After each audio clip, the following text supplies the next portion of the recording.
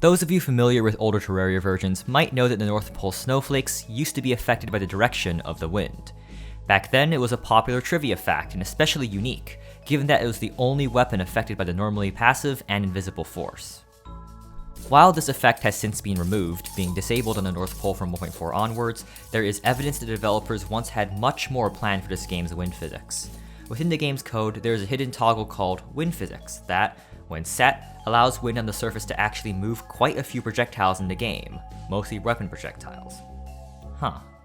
This is actually a fully implemented feature. This is in the game now. The only thing stopping it from working is the fact that it's hard set to off in the game's code. That's it. Otherwise, it's a completely working feature. Therefore, if we can just flip this toggle on, which honestly is very simple, we can get a glimpse of what projectile wind physics could have looked like before they were scrapped. Was it a missed opportunity, or were we better off without pushy wind? Well, we're about to see. Some of the effects of wind on projectiles are obvious. For slower limited range weapons, shooting downwind will get you a lot more range than shooting upwind. For example, the vampire knives. On a blustery day, the latter can get double the range downwind versus upwind. Same goes for weapons like the magic dagger, shurikens, throwing knives, or most bows, especially slower ones. The cap off in range can often be quite sharp. For the slowest limited range weapons, like the magical harp, shooting upwind can often be downright impossible. Even at the edge of the screen, where the magical harp gets the most velocity, you get a pitiful amount of range. Weapons with non-gravity affected projectiles, namely guns, are even funkier as the projectiles continue to stay airborne.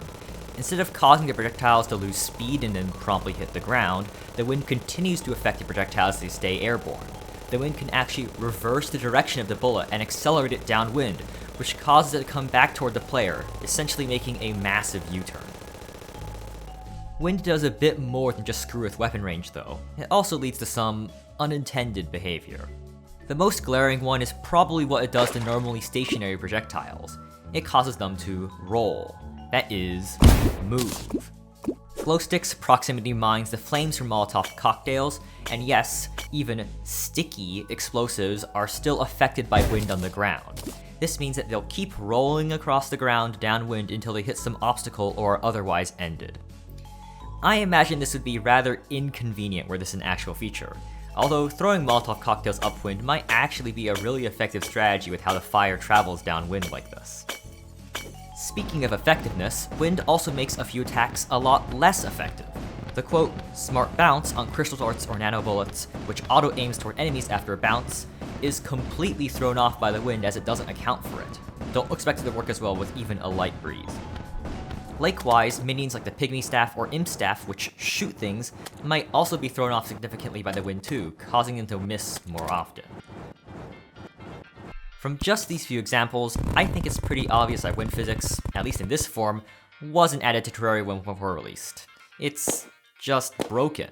Note the sliding sticky grenades and the U-turning bullets, and even if it wasn't, it'd be a massive departure from how the game has played since its release. Even if it was just a fraction as powerful or affected only a subset of the projectile types that the scrapped feature did, it would still affect gameplay in a way that just isn't Terraria-like. I don't think any of us want to predict the wind.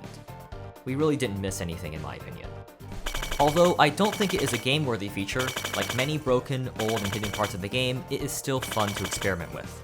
You can easily play around with it by using a small custom mod you can write with nothing but tModLoader and a text editor, and the game even has another hidden variable that you can use to adjust the strength of the wind, too. I always encourage you to have fun. If you enjoyed this video, consider subscribing, as only a quarter of you currently are. Similar videos are on the left and right, and if you're interested in joining the community, my Discord server is in the description as well. Either way though, thank you for watching, and good day, and goodbye. See you next fortnight to month.